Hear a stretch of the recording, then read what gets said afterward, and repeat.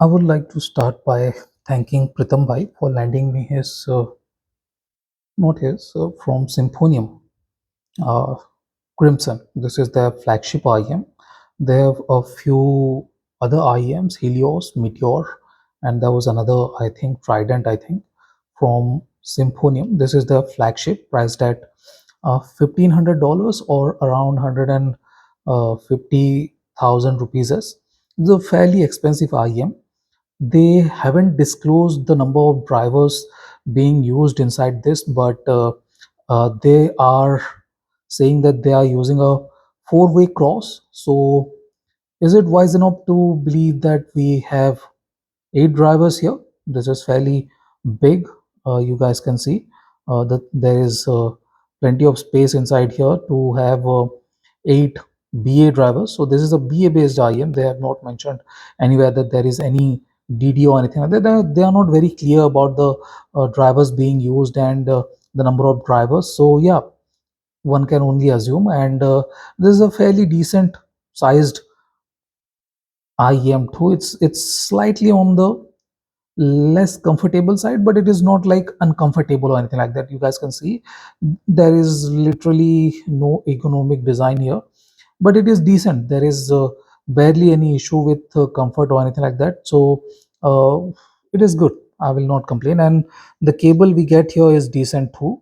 8 core cable, and it looks nice. It uh, didn't came with this, but the good thing is that I was able to fit the effect audio Pentacon connector, so the cable is compatible with effect audio connector, so that was a good thing. And I've been using it with the balanced out only, so this is fairly well balanced IEM. I like the balance of this IEM.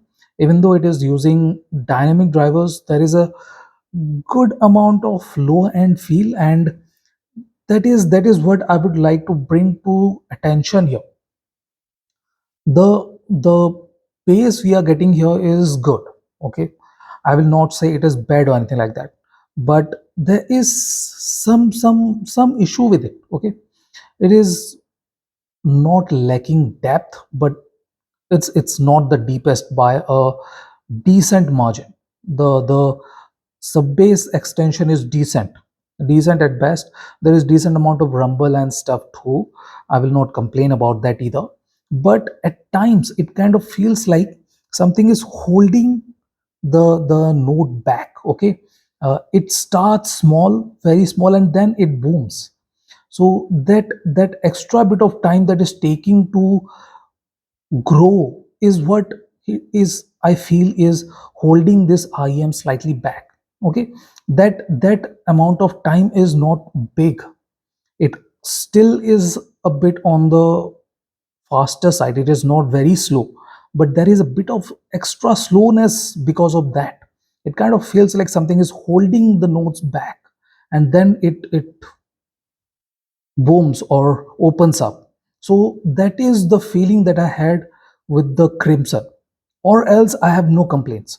There is one more I will tell you guys later, but it is decent. The bass is not boomy, decently tight, but it still is slightly on the loose side thanks to that. And mid-range and everything is very good clarity. Instruments are very clean. I have no issues with the instrument clarity or anything like that. At times this might feel slightly uh, aggressive, slightly thin with lower treble, upper mid range. So yeah, that is a small issue, but you can counter that with a warm or thick sounding source. So that is not a big problem. But yeah, it can sound slightly thin. So that is not a problem at all. I do not find that to be a problem.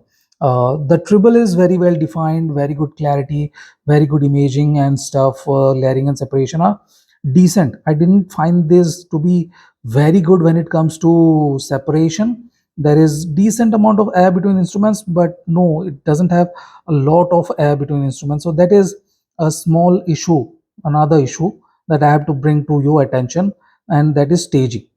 The stage is decent. I will not complain about the stage. The stage is good. but that is a problem. It's a $1,500 IM, and stage being just good is not enough. It is supposed to be big, and this one is not very big with the stage. I didn't find it to be fairly big. I have been using a couple of stuff with this desktop level DAC amp, and a few Q15 with this, and the staging is just okay. I didn't find it to be big enough. So that is the second problem I am having with this IM. The stage could have been bigger. There should have been a bit more air between instruments, and the layering should have been slightly better. I i do not have any issues with clarity or details. It is even better transparency. It has very good transparency. The clarity and transparency are on the higher side. It is transparent, clean, clear. There is no issues with any overlapping or anything like that. Vocals are decent. I will not say they are very analog or anything like that. They are uh, slightly on the dry side, slightly tighter side, but that is okay. That is decent. I do not find that to be bothersome or anything like that. But if you are looking for a very cohesive and smooth sounding IM, this might not be it. Okay. So if you are looking for a kind of detailed but an IM with decent bass, this is good. This is good, and the cable and stuff are very decent too. You can consider this if you want slightly fun oriented IM with accuracy. But is this the best IM? Maybe not. I am not recommending this to uh, most of you guys, until unless you are a detail hog. Even if you are a detail hog, there are other IMs you can consider. In any case, this is a decent IM, but I kind of find it to be a bit overpriced. This should have been priced at $1,000. This should have been priced at $1,000, but kind of overpriced. Good looking, decently equipped IM. So this is my review of Symphonium Crimson. So thank you for watching, guys. Have a nice day. Enjoy.